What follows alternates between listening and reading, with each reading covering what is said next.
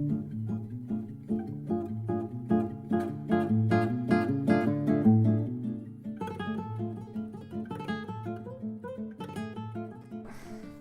and welcome to 5 Minutes with Sean, maybe 10. This is yet again a special dealer sit-down edition. I am joined by my boy, Chris K, out here in Colorado.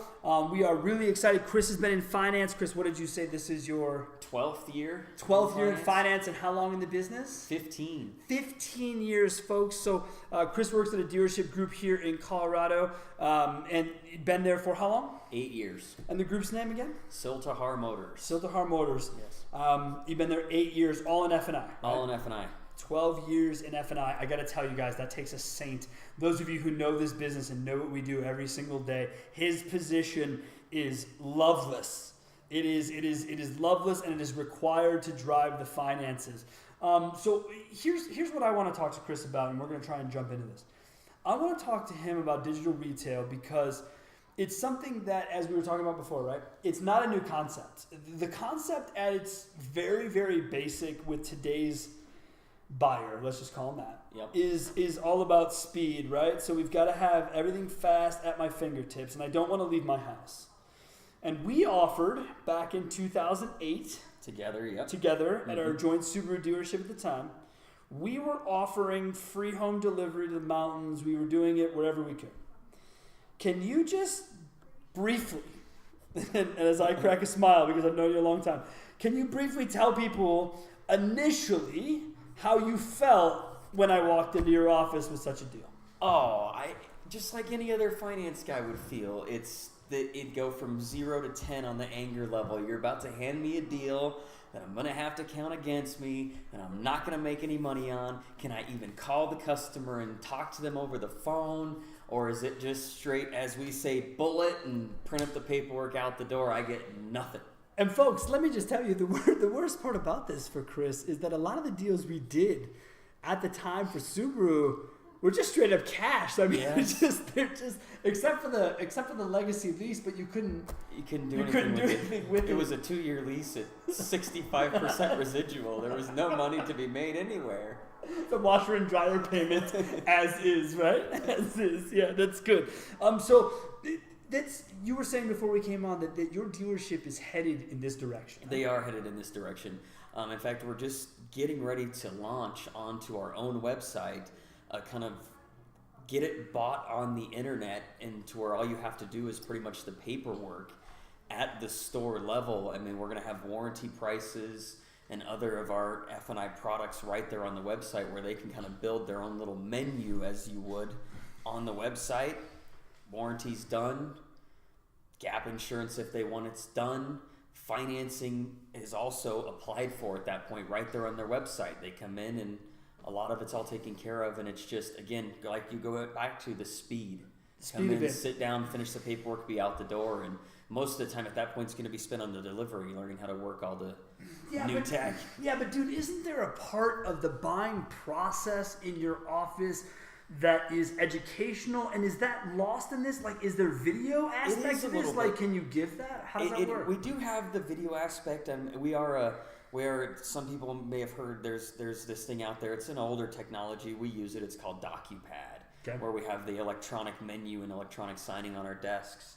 And there's videos and brochures built into that we can put, or that we'll have on our website. Okay. But there's still not quite the education that the customer is going to get sitting in front of the F&I. Because let's face it, there's value to all of it. It's not. This is not the '80s, bro. Okay, no. This is not Snake Oil Alley, right? It's not my tie over, the numbers on the contract. Sign here, press hard 3 copies. The old arm over the end of the whole thing. Yeah, for sure. That's funny because today's customer, they want transparency, right? And they're going to get that with that. But has that changed your job even before you guys got into DR or digital retail? Has the finance job just changed in the last 5 years because the customer kind of going that way? It's changed a lot, not just in the last 5 years, but I'll say in the last 10 years. It's changed a lot from the first 2 years I was in. The first 2 years I was in, the customers didn't shop a whole lot on the internet.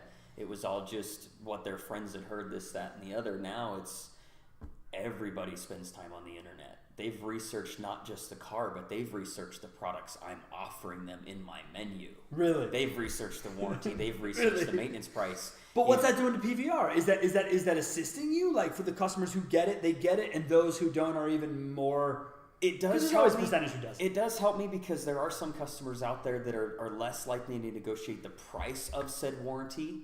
But then it's going to hurt me because, again, as many F&I guys know, those prices are set by us in that office. Sure. But now there's a lot more out there as far as prices. They can get it from the manufacturer. They can get it from other dealers that enjoy just selling warranties over the internet to pad the bottom line. Sure. And they're marking them up $200-$300 where I'm trying to get more than 5, 6, 7 times that.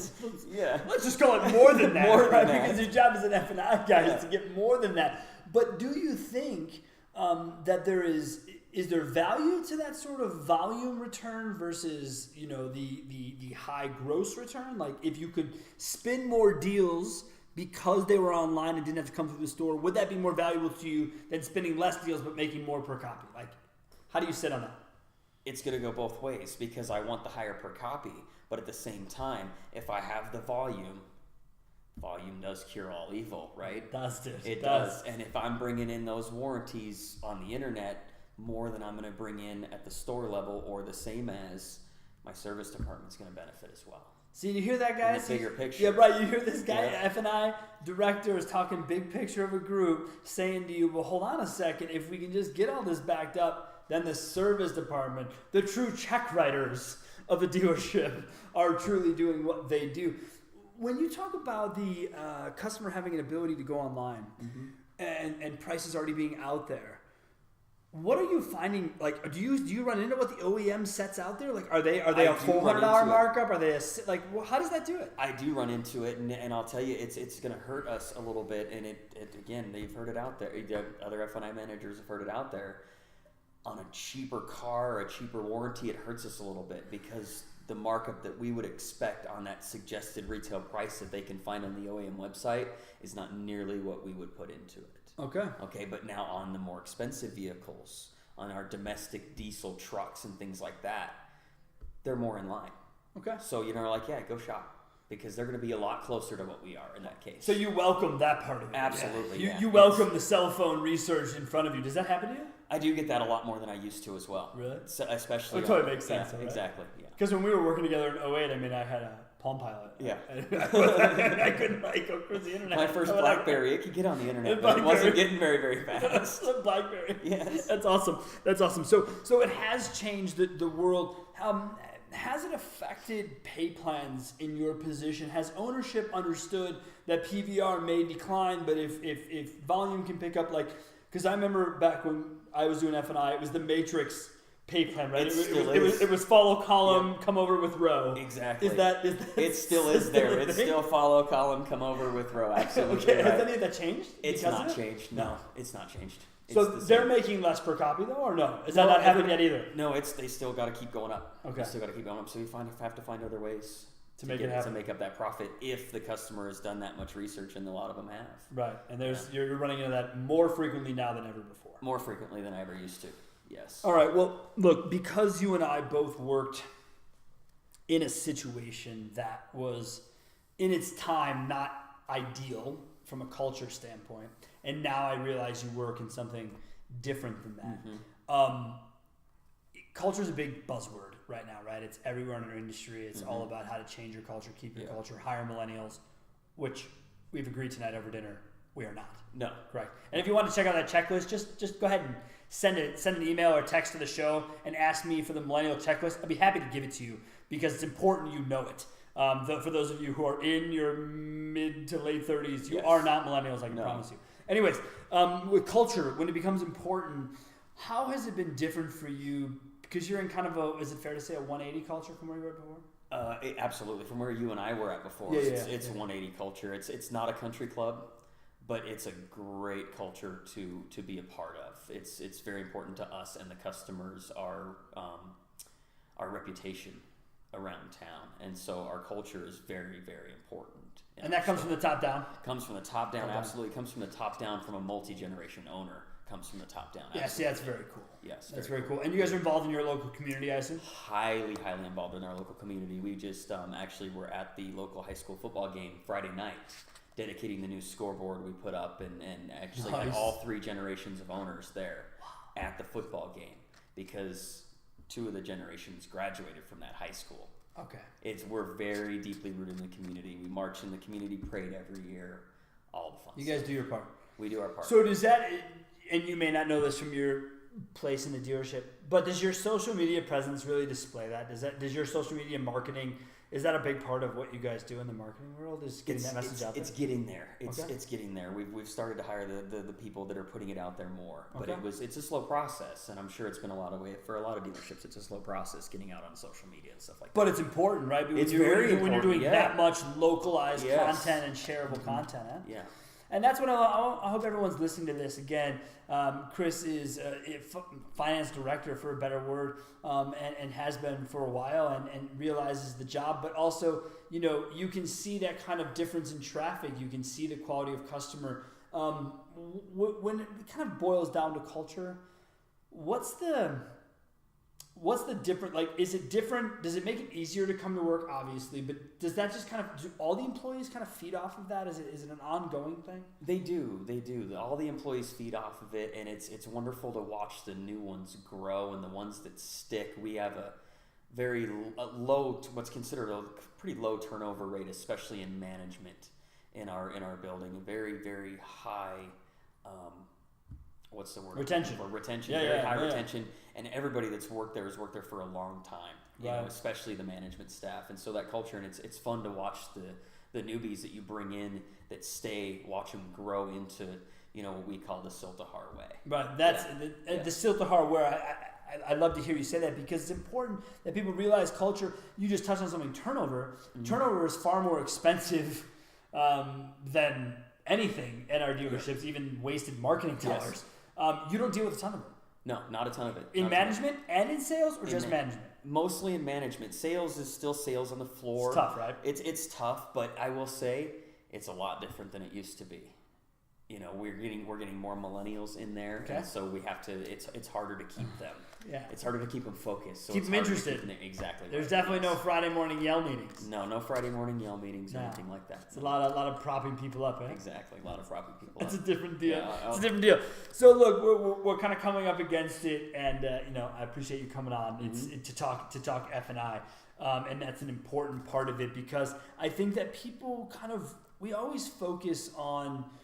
Especially in digital retail, we focus on the front end of the process, right? We focus on what's the price look like, what's the website look like. But in F&I, have you had any kind of part in setting up the digital retail aspect of your dealership? Yes, in fact, like I said, as we were talking about, we're working on that right now. So I'm the one setting all the prices that the customers are going to see for their warranties, and their other products on there as well. And what kind of are you doing additional research for that, or do you going to look at other dealerships to kind of see where you are? I have looked at other dealerships and seen where they're at and stuff like that. And we're gonna sit down this week, most likely in the next 1 to 2 weeks, and figure out exactly where we want to set that again. We're just about to launch it. That's cool. It's funny that you brought this up, that we were just talking about that last week. Do you know? Is it internal technology, or is it a company that already exists that they're working with? That I can't answer yet, because I haven't had the meeting with those people yet. It's just kind of preliminary. We're just getting in there. Put it all together. But at least you heard about it. At least they're involving you, right? They're involving me, yes, because it could be something. Throw it on your lap. Exactly. Right? Like, by the way, they just went online and they're already buying this, and this for this price. And wait, who set that price? Right. And how did that happen? And what do you mean they're already approved by this bank? Where did that come from? Right. Which I could see that could happen at dealerships. So those could be the pitfalls, really simple as that. So for everyone listening, again, whether you're a general manager or otherwise, if you're going to get into digital retail, it isn't just about trying to figure out how to sell the car. It's about trying to figure out how to finance the car, right? Correct, yes. And this is a free drop to some boys at AutoFi. Chris, check them out. Okay. AutoFi online. These guys are 100% transactional online. And there's a lot of people who aren't at that level, states and all the legalities, etc. Mm-hmm. AutoFi is doing that. Pretty cool group of people. Well, let's close it out this way. I've known you a long time. We've been doing this a long time. 15 years for you, 20 for me. So we got 35 in the room. Let me ask you, why are you still in the car biz today After all this time. After all this time, I'm in the car business because I enjoy it. I enjoy to be honest, deep down, it's hard to say it, but I enjoy the grind.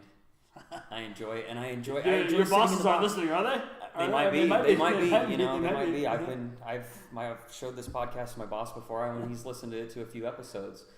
But you enjoy the grind. For sure. Yep, you enjoy the grind.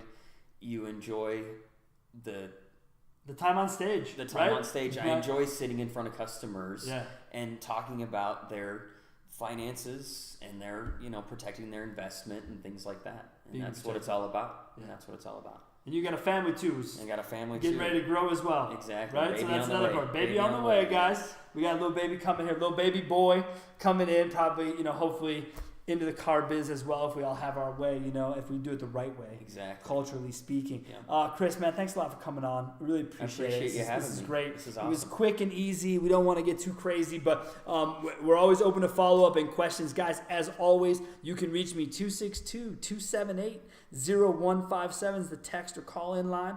Email Sean, SEAN, @carbizdonebetter.com. You'll find me all over LinkedIn. You will not find me anywhere else, but if you send a message through those places, I will get it. Chris, buddy, thanks a lot, man. Thank I you, appreciate sir. it. It was awesome. Appreciate Good to see you. Thanks a lot, everyone. Have a great day.